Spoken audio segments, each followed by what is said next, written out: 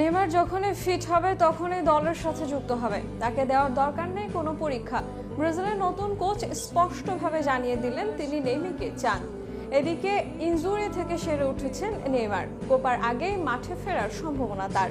শুরুতে বলা হয়েছিল কোপা আমেরিকা থেকে ছিটকে গেছেন নেইমার, তবে দ্রুত সুস্থতার দিকেই এগোচ্ছেন এই ব্রাজিলিয়ান। নেইমার খেলা নিয়ে সম্ভাবনা আর কোচের বক্তব্য নিয়ে বিস্তারিত থাকছে প্রতিবেদনে।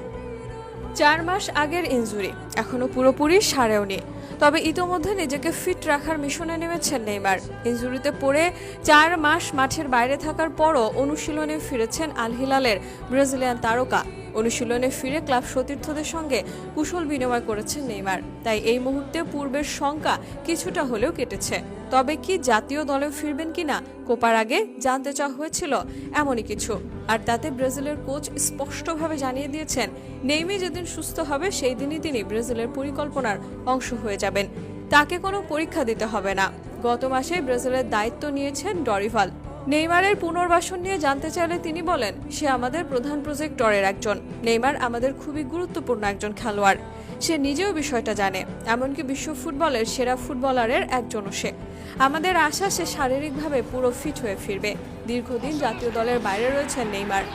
দলে ফেরার জন্য সেরা ফুটবলারকে কি করতে হবে তা নিয়ে এই কোচ বলেন, জাতীয় দলের হয়ে সম্ভাব্য সব জিততে আমাদের যে স্কোয়াড সেখানে নিশ্চয়ই তার জায়গা আছে, কিন্তু তাকে আত্মবিশ্বাসী হতে হবে।